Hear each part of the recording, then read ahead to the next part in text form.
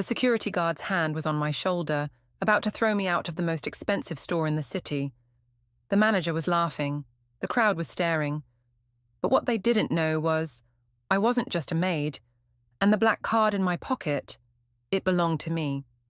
Wait, before I tell you how a simple maid ended up owning a billionaire's black card, I need you to understand something. This story has more twists than you can imagine.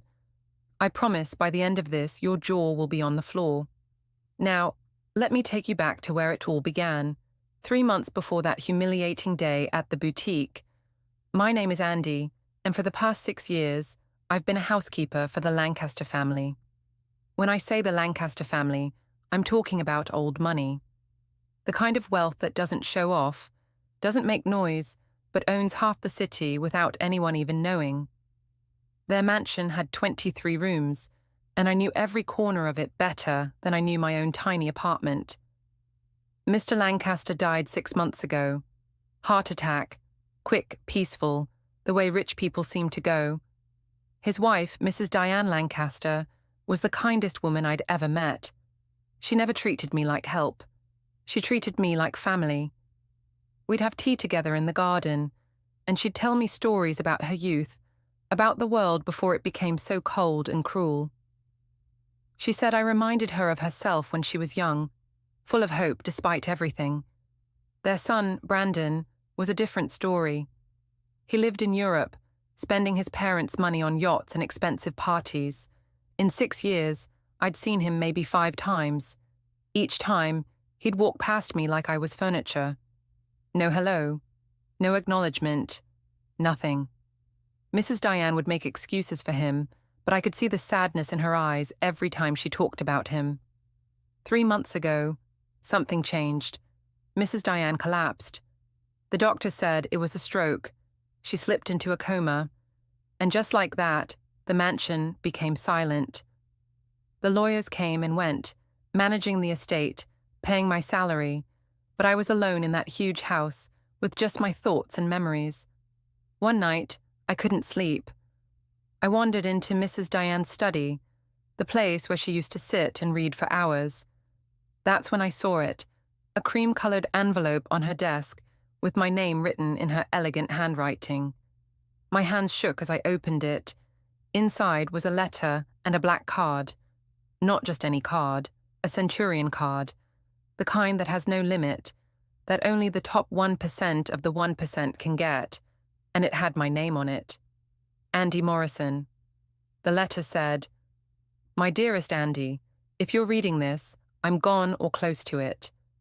You've been more family to me than my own blood. You stayed when everyone left. You cared when no one else did. This card is yours now. Not borrowed, yours.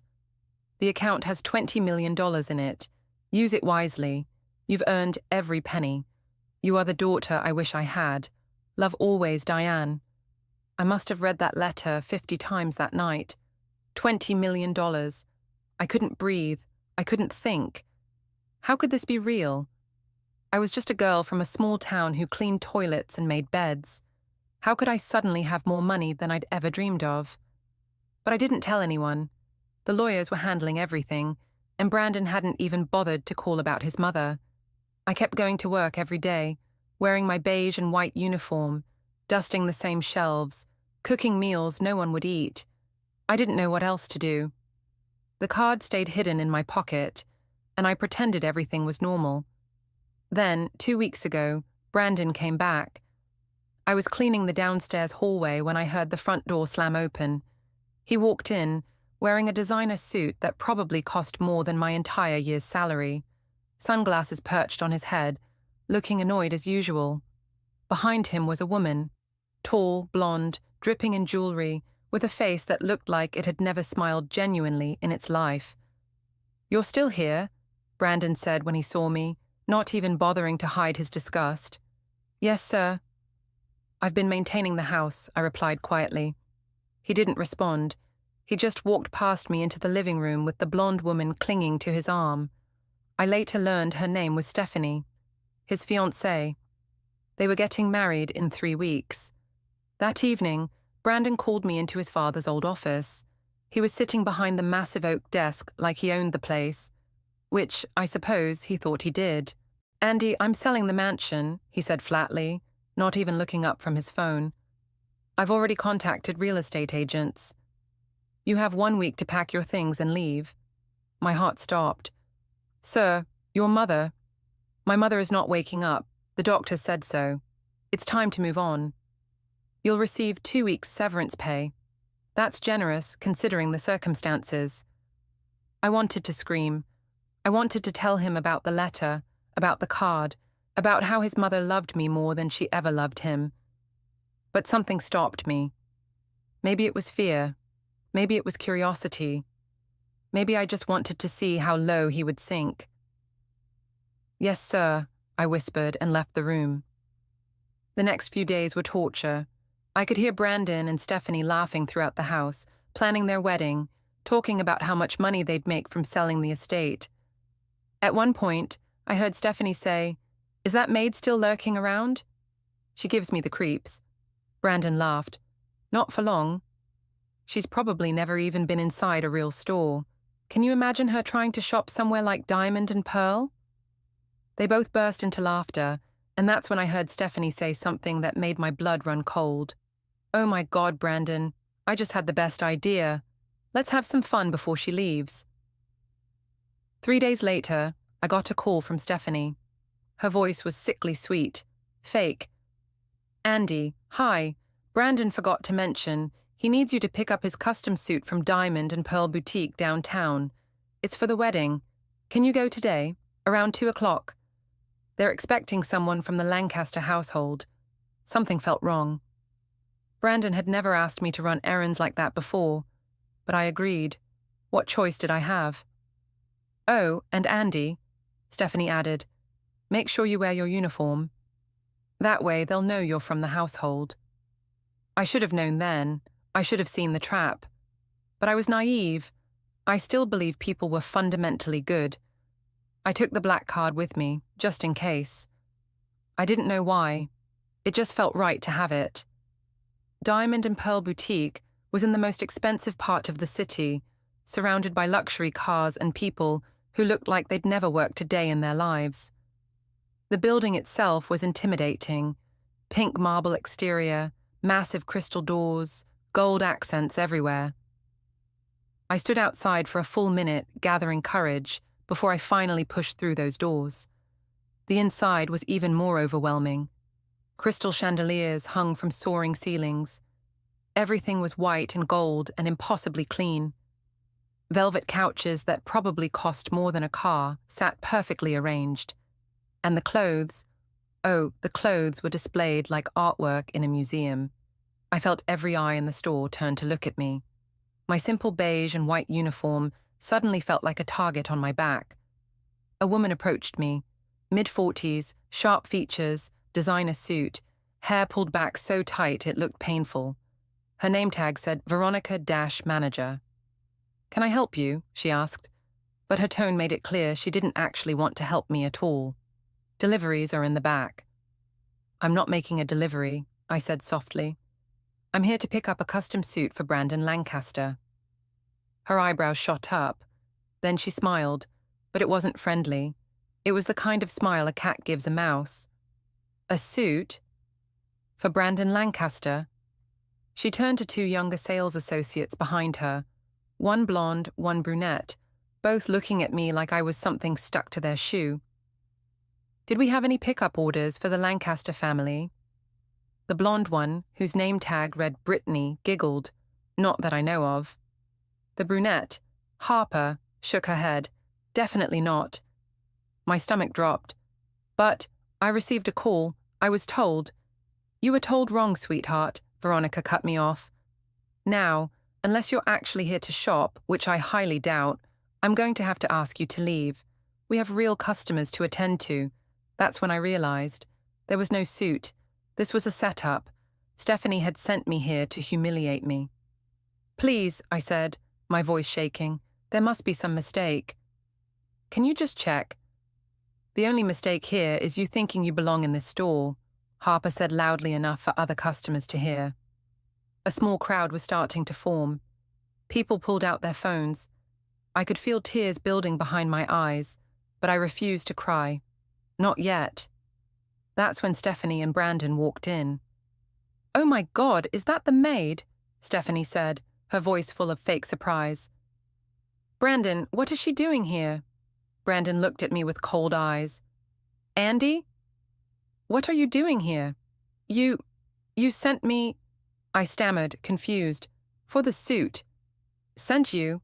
Stephanie laughed, a high-pitched, cruel sound. "We never sent you anywhere. Brandon, she's stalking us. This is so creepy." Veronica's face hardened. "So you lied to get in here? You pretended to have business with our store?"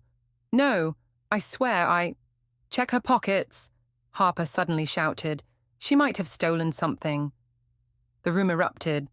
More phones came out. People were recording. I felt hands grabbing at me, and then a security guard appeared, a massive man in a black suit. "Ma'am, I'm going to need you to empty your pockets," he said gruffly. My hands were shaking so badly I could barely move. They started searching me roughly, and that's when they found it. The black card. Veronica snatched it from the guard's hand. Her eyes went wide for a second before narrowing with suspicion. "Where did you steal this from?" she demanded, holding it up for everyone to see. Brandon's expression changed.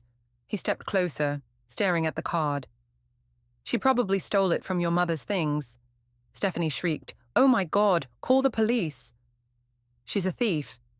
"It's mine," I cried out, tears finally spilling down my face.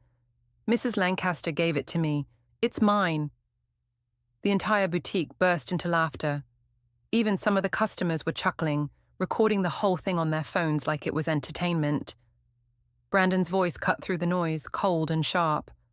"My mother would never give a servant anything valuable.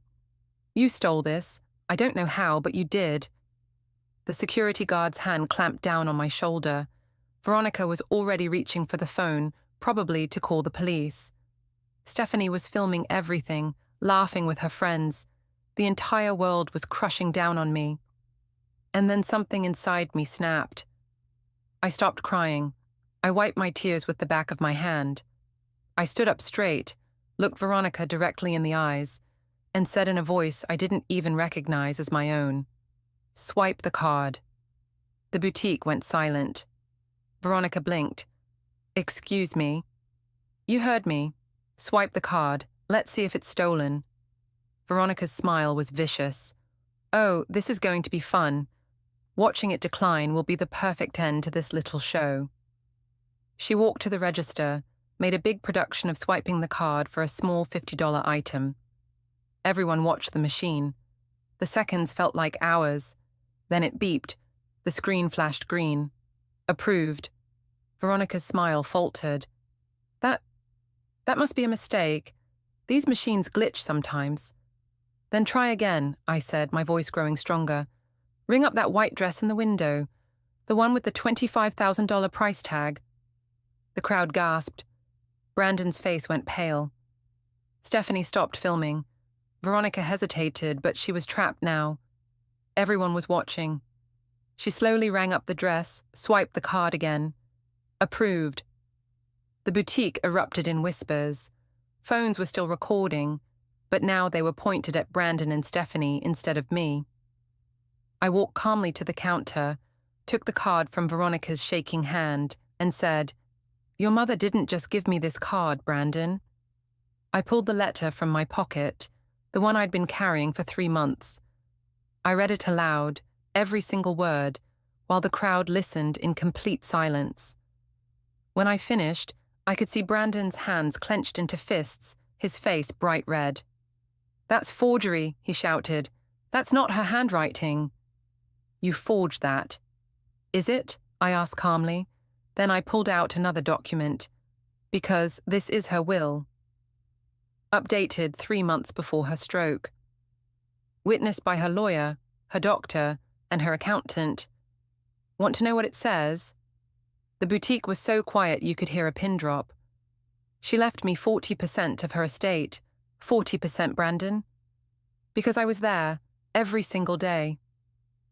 When you were in Europe spending her money on yachts and parties, I was reading to her, cooking her favorite meals, making sure she wasn't lonely.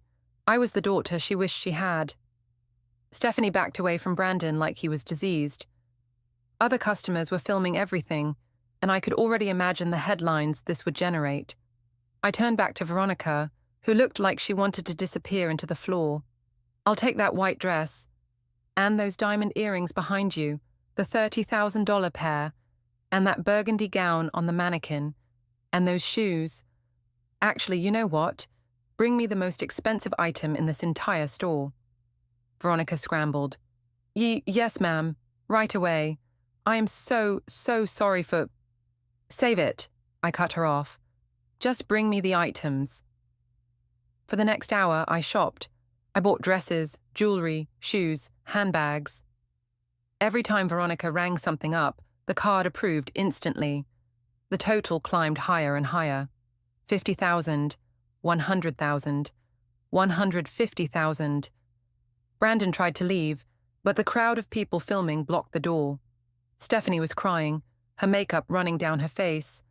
Harper and Brittany had disappeared into the back room. When the final total came up, $180,000, Veronica could barely speak. Will that be all, ma'am?" I looked at Brandon one last time. "You want to fight the will?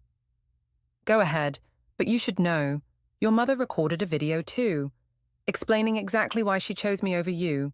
Want me to play it here? In front of all these people and their cameras?"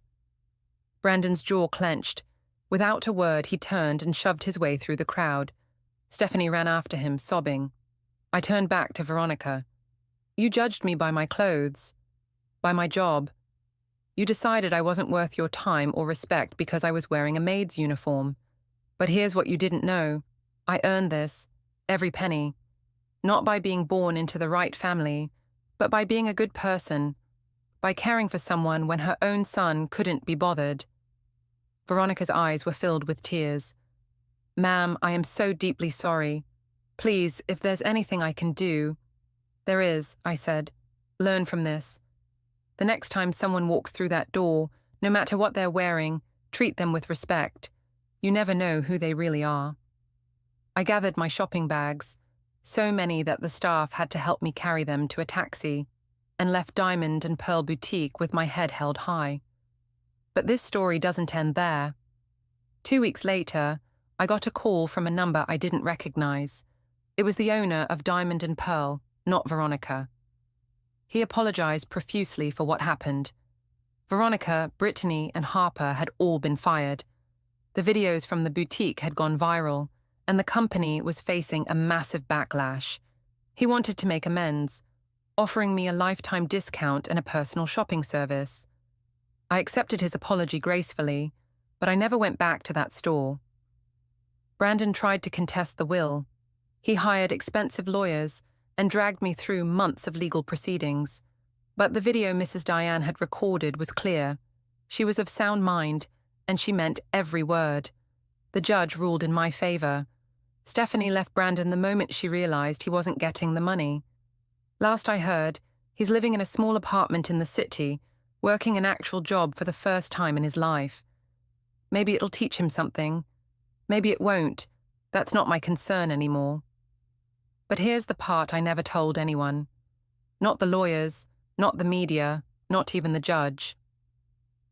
3 weeks after that day at the boutique, I got another call. This time from the hospital. Mrs. Diane had woken up from her coma. When I rushed to her room, she was sitting up in bed, looking tired but very much awake. And when she saw me, she smiled that warm, knowing smile I'd missed so much. "Did it work?" she asked. I stared at her in shock. What work?" "The plan, darling." "Our plan." And then she told me everything. She had never been in a real coma. She'd been awake the entire time, faking it, working with her most trusted doctor. She wanted to test Brandon one final time. She wanted to see if he would visit, if he would care, if he would show even an ounce of love for his dying mother. He never came, not once. The letter, the card, the will, it was all real. But the boutique incident, She'd orchestrated that too, with my unknowing participation. She'd had Stephanie followed, knew about her cruel nature, and predicted exactly what would happen when they sent me to that store.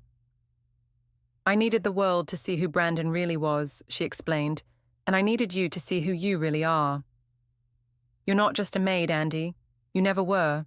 You're strong, you're kind, and you deserve everything I've given you. We both cried that day. Happy tears, sad tears, overwhelmed tears. Mrs. Diane made a full recovery. We live together in the mansion now, not as employer and employee, but as family. Real family. Sometimes I think about that day at Diamond and Pearl Boutique, about how close I came to breaking, about how the security guard's hand felt on my shoulder, how the laughter sounded, how small I felt. But then, I remember the look on Veronica's face when that card approved, the silence in the room, the power in my own voice when I finally stood up for myself. The black card taught me something important that day. It's not about the money. It's never really about the money. It's about knowing your worth. It's about demanding respect. It's about understanding that your value isn't determined by what you wear, or where you work, or who your family is. And most importantly, it's about remembering that sometimes the people who underestimate you are giving you the greatest gift of all, the element of surprise. So the next time someone judges you, remember my story. Remember that the quiet ones, the overlooked ones, the underestimated ones, we're the ones you should never, ever cross. Because you never know what we're carrying in our pockets. I bet you didn't see that coming, did you? If this story had you on the edge of your seat, hit that like button and drop a comment telling me what you would have done in my situation. Would you have exposed them right away? Or would you have played the long game like I did? Subscribe because I've got more shocking true stories that'll blow your mind. Share this with someone who needs to remember. Never underestimate the quiet ones. Thanks for watching. And remember, respect is earned, not bought. See you in the next one. You know that moment when someone looks at you like you're absolutely nothing?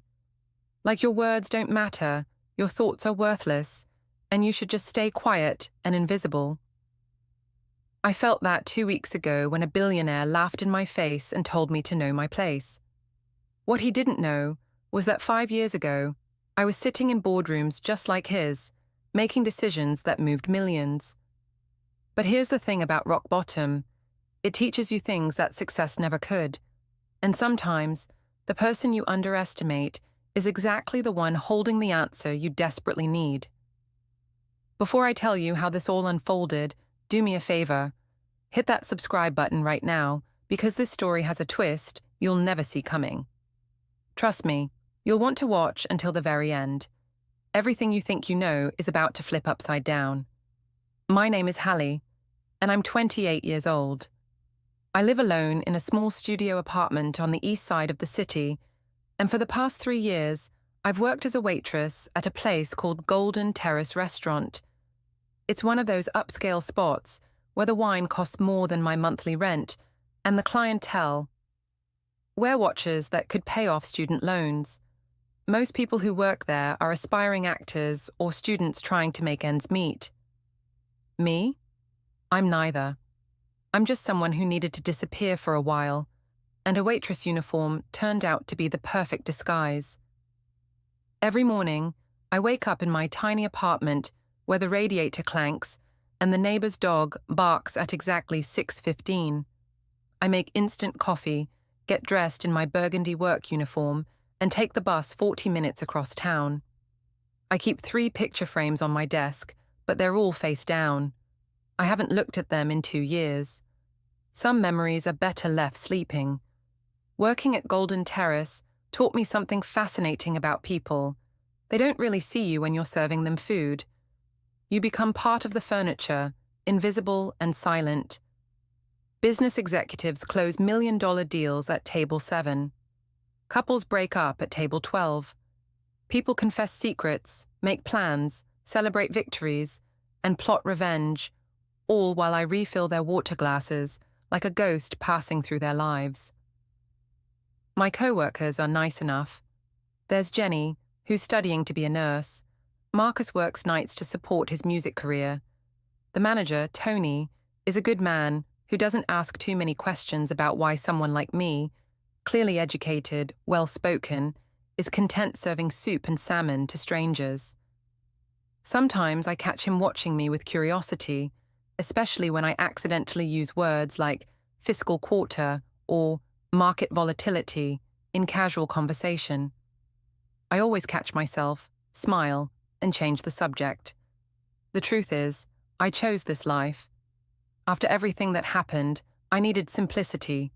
I needed to be nobody. And for 3 years, it worked perfectly. Until Christopher Blake walked through our doors. It was a Tuesday afternoon, slower than usual. I was refilling the coffee station when I heard the hostess use that special tone she reserves for important guests. I looked up and saw him, tall, probably in his early 40s, wearing an expensive tan suit that fit him like it was painted on. Platinum cufflinks caught the light as he gestured impatiently at his phone. His face was everywhere lately. Tech magazines, business journals, financial news. Christopher Blake, the self-made billionaire who built Blake Ventures from nothing into an empire worth over $3 billion. Tony assigned him to my section, and I walked over with my notepad and my best service smile. He barely glanced at me before ordering sparkling water and demanding a table with better lighting. I moved him without comment, reset his table, brought his water.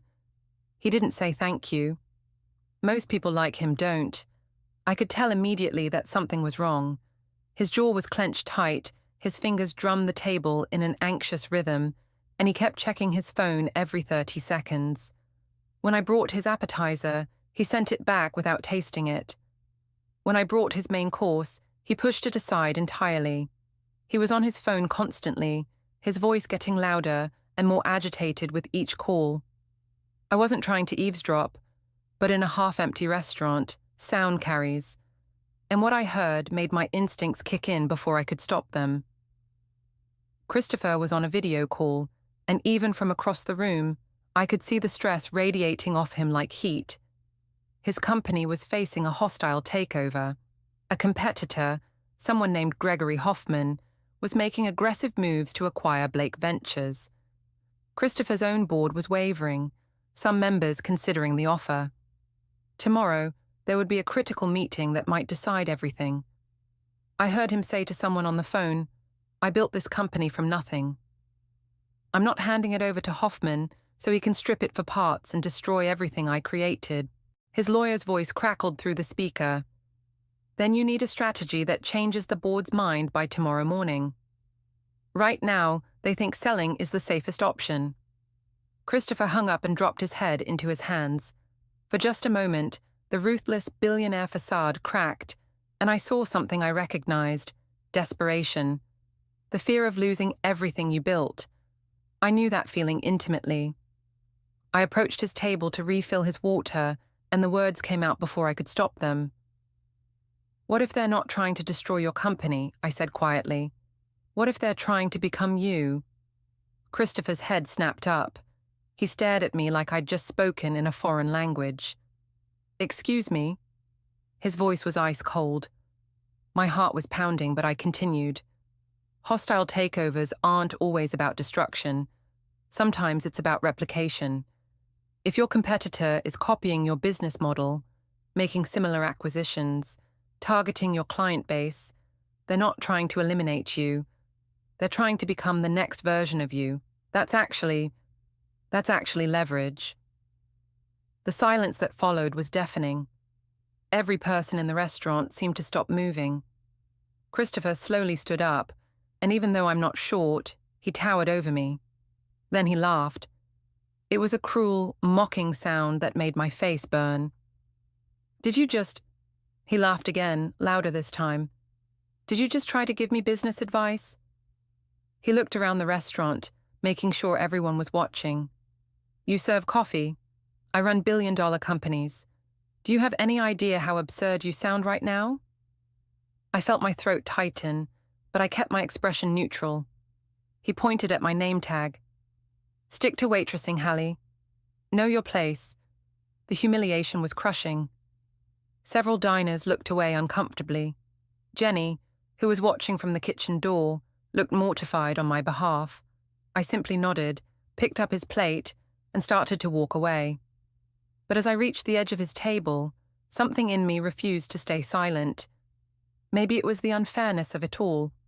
Maybe it was 3 years of swallowing my voice finally reaching a breaking point. I turned back and said quietly, calmly, "Your competitor isn't trying to destroy you, Mr. Blake. They're trying to become you. There's a big difference. And if you can't see that, you've already lost." Then I walked away while he stood there, stunned into silence. He threw down several $100 bills and stormed out without another word.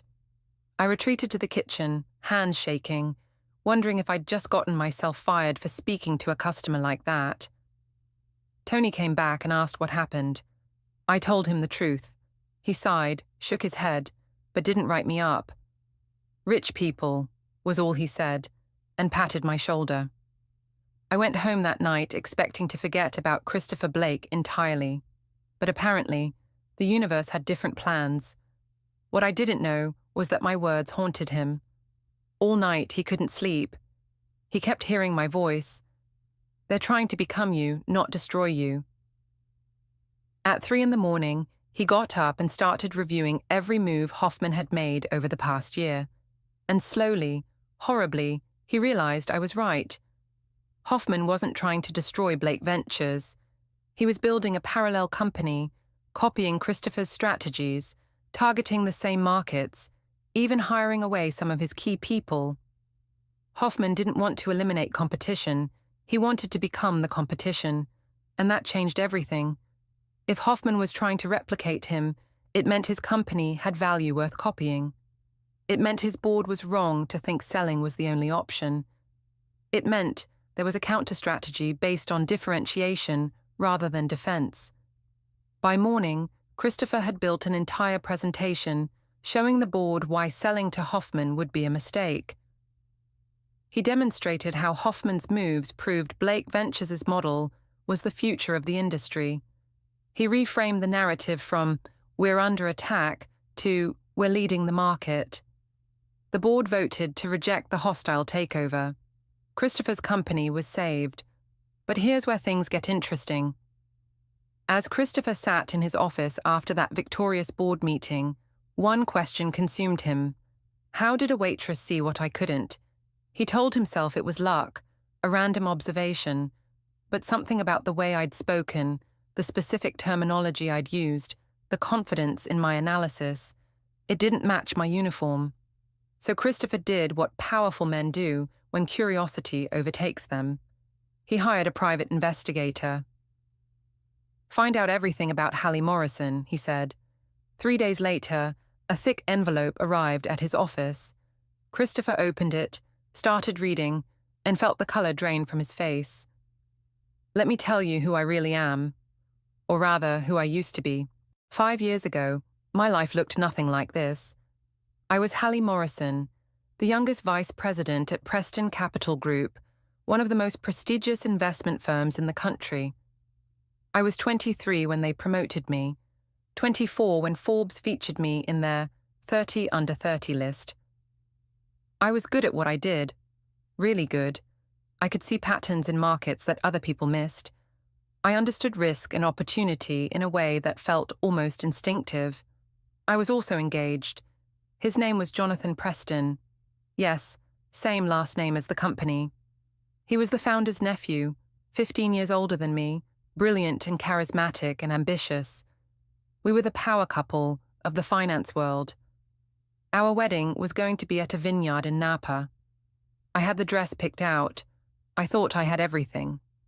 Then I discovered the fraud. It started small. Some irregularities in a client account that didn't make sense. I dug deeper, because that's what I do. I follow the threads. And what I found was a massive, systematic fraud scheme that had been running for 3 years. Client money was being diverted, falsified returns were being reported, and the whole thing was a house of cards waiting to collapse. The worst part? Jonathan was at the center of it. He and two other senior partners had been using my strategies, my reputation, my analysis to lure in clients, and then stealing from them. When I confronted Jonathan, he didn't deny it. He tried to convince me to stay quiet. "Nobody gets hurt if nobody knows," he said. "We'll wind it down slowly. In a few years, we'll be clean." He actually thought I would choose him over the truth. I reported everything to the SEC the next morning. Within a week, Preston Capital Group collapsed. The fraud investigation went public. Hundreds of employees lost their jobs. Clients lost millions. Jonathan and the other partners were arrested. And somehow, in the chaos and the media frenzy, the narrative shifted. I became the villain. People said I knew about the fraud all along. They said I was complicit and only came forward to save myself. They said I destroyed the company out of revenge when Jonathan tried to end our engagement. None of it was true, but truth doesn't matter when the story is better. I received death threats from people who lost their jobs. My apartment building asked me to leave.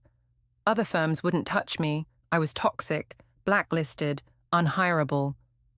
The media called me the woman who destroyed Preston Capital. My face was on financial news channels for months, always with the most unflattering photos they could find. Jonathan went to prison. I won my case, was cleared of all wrongdoing, but my reputation never recovered. The finance world has a long memory and a short attention span for nuance, so I disappeared, changed my hair, stopped wearing makeup, bought clothes from thrift stores instead of designer boutiques. I became invisible. And when I took the waitress job at Golden Terrace 3 years ago, I finally felt like I could breathe again. I learned something in those years of exile. Your value isn't in your title. It's not in your salary or your reputation or how many times you've been featured in magazines. Your value is in who you are when everything else is stripped away. I chose to stay a waitress even when I could have fought to return. Because honestly, I liked who I became in the struggle. I liked the simplicity. I liked being judged by how I treated people, not by how much money I managed, until Christopher Blake reminded me why I left that world in the first place. 2 weeks after the incident at the restaurant, Christopher walked through our doors again. I saw him immediately, and my stomach dropped. I thought maybe he'd come back to complain about me, to get me fired for speaking out of turn. Jenny whispered, "That's the guy who was rude to you, right?" I nodded, my mouth dry. But Christopher didn't sit down. He walked straight to me and said, "I need to speak with you privately." Please. The please surprised me more than anything. Tony let us use his office. Christopher closed the door and for a long moment just looked at me. His expression wasn't angry. It was something else. Something like awe, maybe, or regret. "I know who you are," he said finally. My blood turned to ice. "I don't know what you—" "Hallie Morrison, former vice president at Preston Capital Group. The whistleblower who exposed the Preston fraud case 5 years ago." He pulled out his phone and showed me the investigator's report. My old Forbes photo stared back at me. I know everything. I wanted to run. I wanted to deny it. Instead, I just stood there, frozen. "Your advice saved my company," Christopher continued. "I used exactly what you said, reframed the hostile takeover as validation, not threat. The board voted to reject the offer. Blake Ventures is still mine because of what you told me." He paused. "And then I wondered how a waitress could see what I couldn't. So I looked into you, and I found this." He gestured at the report like it was evidence of something miraculous. "You were one of the best strategic minds in finance, and I told you to know your place." His voice cracked slightly. "I mocked you for serving coffee when you should have been running companies." Tears burned in my eyes, but I refused to let them fall. "You didn't know." "That's not an excuse." He shook his head. "I judged you based on your uniform, not your words. That's on me. But what I really can't understand is, why are you here? You were cleared of all charges. You won your case. Why are you working as a waitress?" I took a breath, because I chose to. After everything happened, the media destroyed my reputation, even though I was innocent. Other firms wouldn't hire me. But more than that, I didn't want to go back.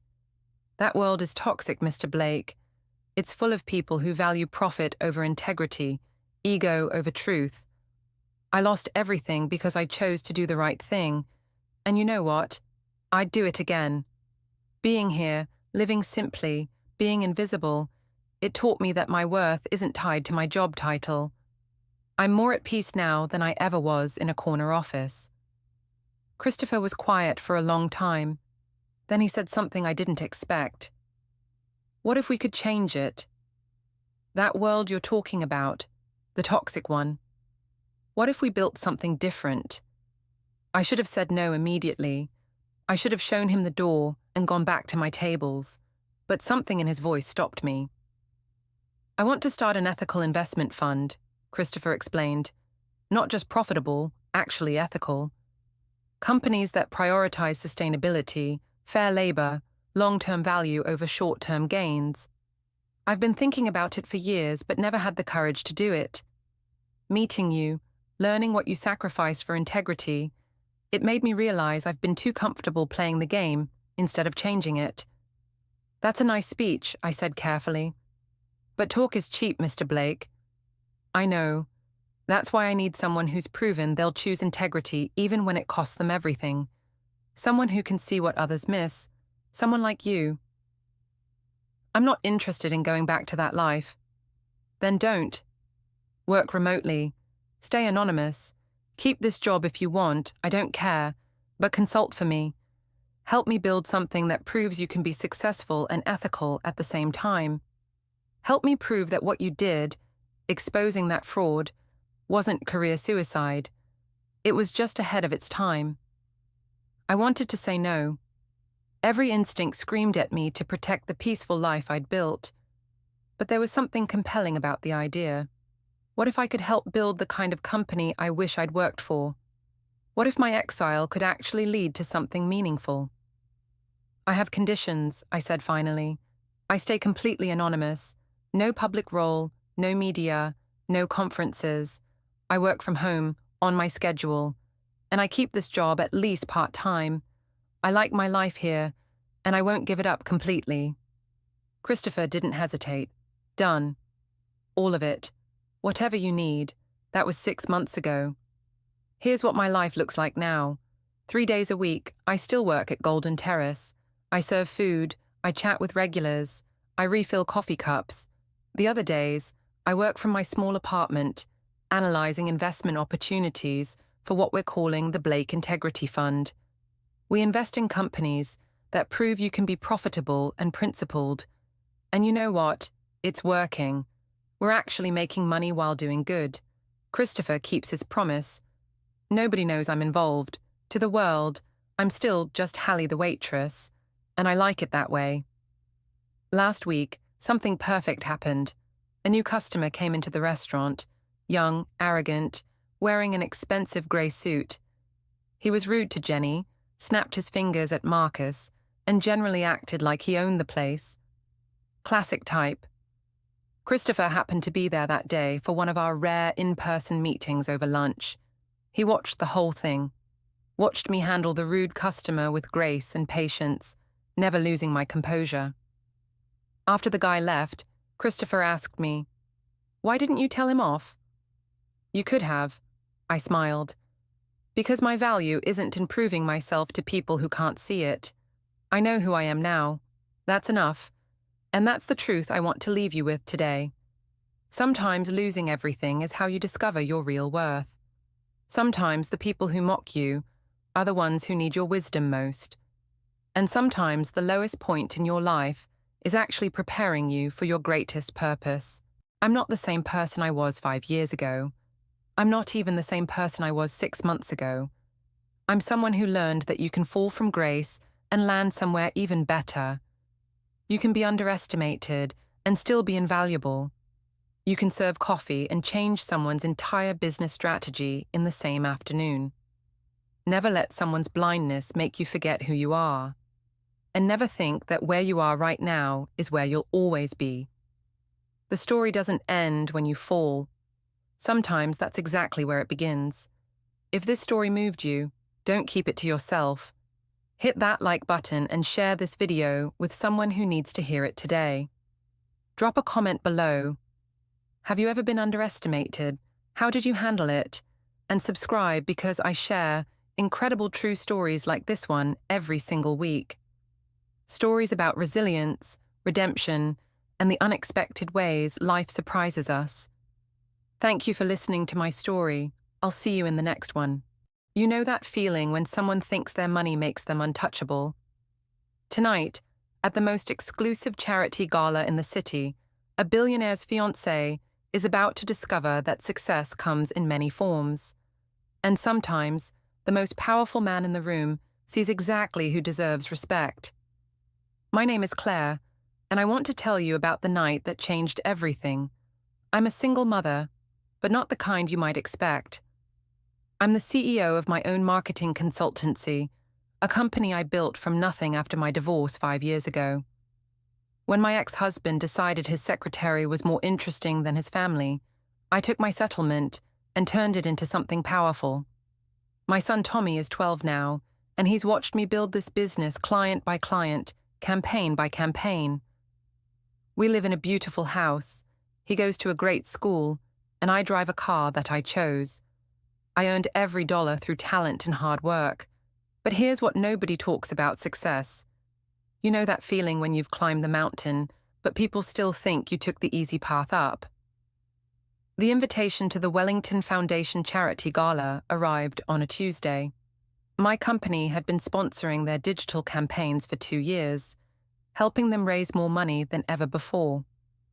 Tommy found me staring at the gold-embossed invitation that evening.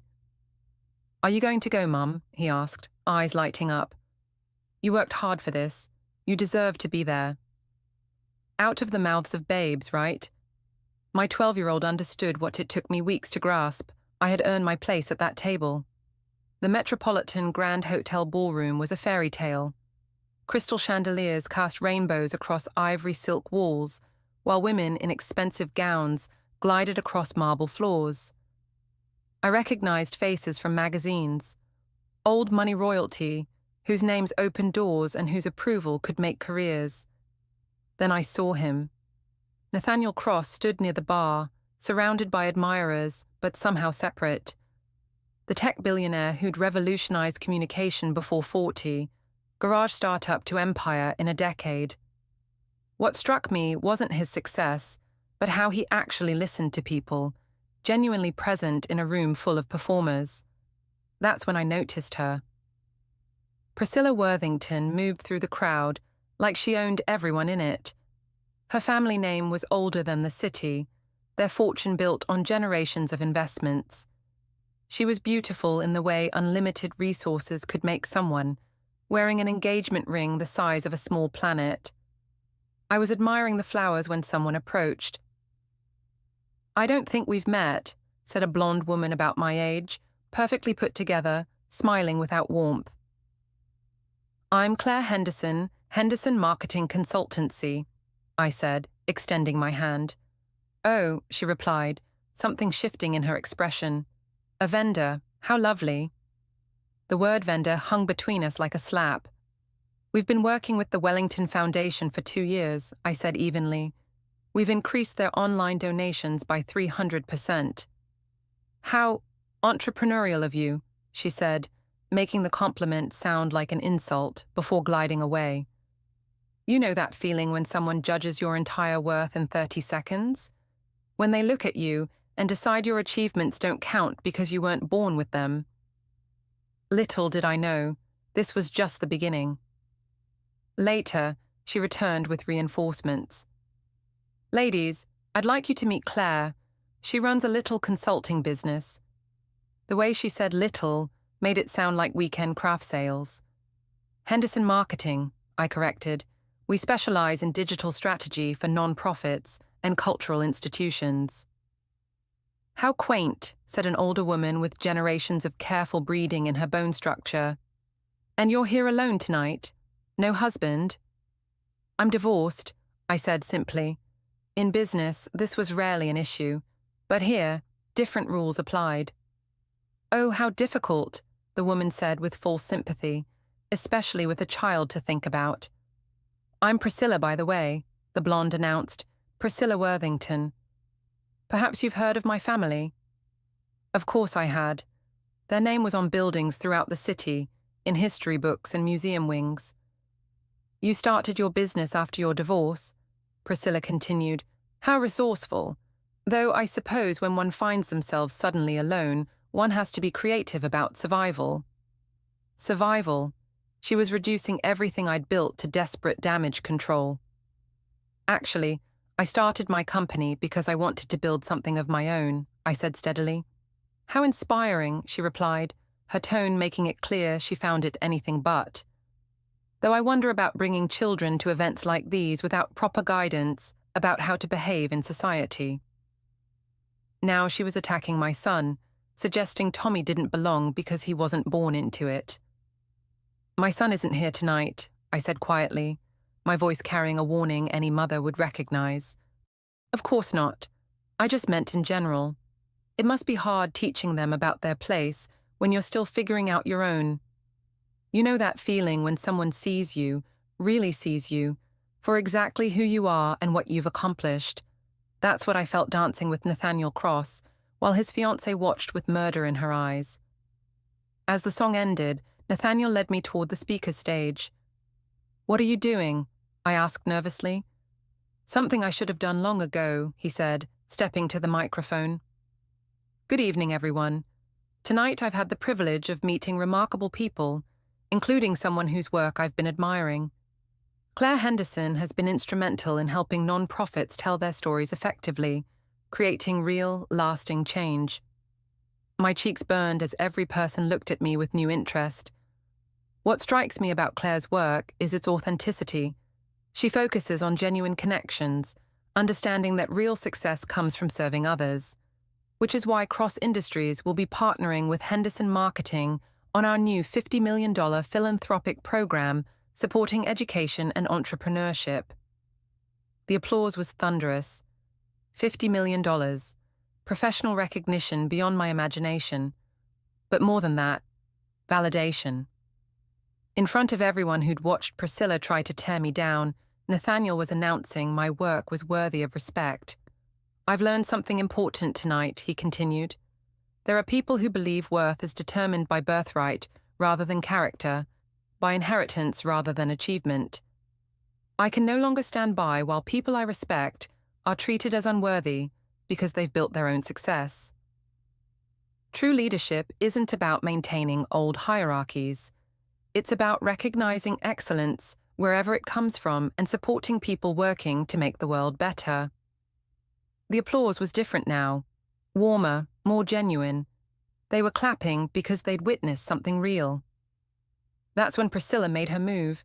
She approached with purposeful fury, perfect composure finally cracking.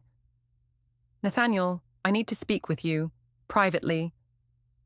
Anything you say to me can be said in front of Claire, he replied calmly. Fine. Have you lost your mind? You're throwing away everything for some opportunist who's manipulated you into feeling sorry for her. Careful, Priscilla, Nathaniel's voice dropped threateningly. You're talking about a woman I respect, and 300 people are seeing exactly who you really are. Who I really am? I'm a Worthington. My family built this city when hers was probably farming potatoes somewhere. I don't need to earn respect because I was born with it. And that, I said quietly, stepping forward, is exactly the problem. This was my moment. You're right, Priscilla. I don't know where my ancestors came from, and I don't care.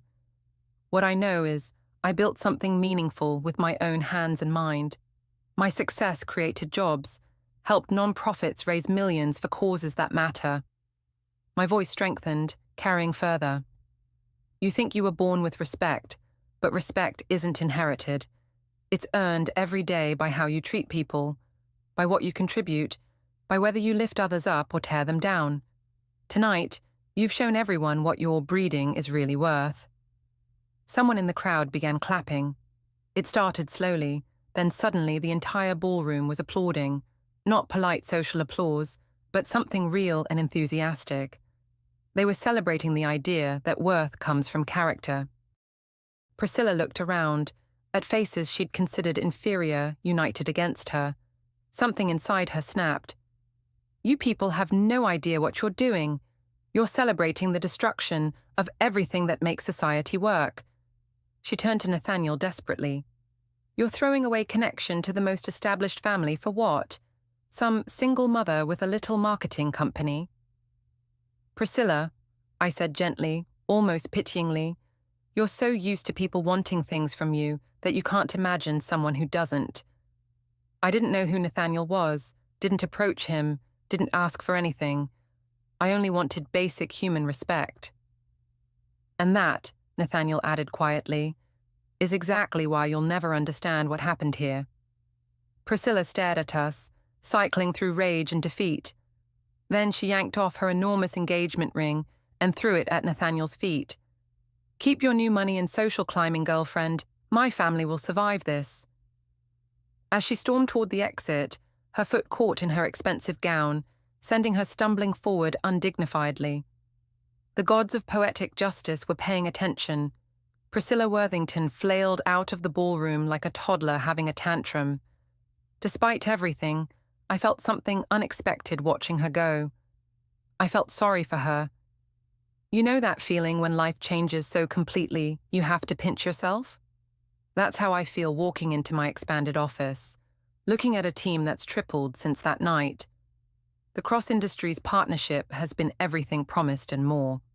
We've raised millions for education, helped dozens of nonprofits, created a model for impactful business partnerships.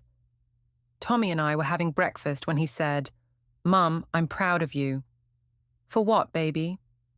For showing me it's okay to be proud of what you build, that you don't have to apologize for being successful. Nathaniel and I have been taking things slowly, building relationship based on mutual respect rather than gala intensity. He's become someone Tommy looks forward to seeing, someone who treats my son like the remarkable person he is.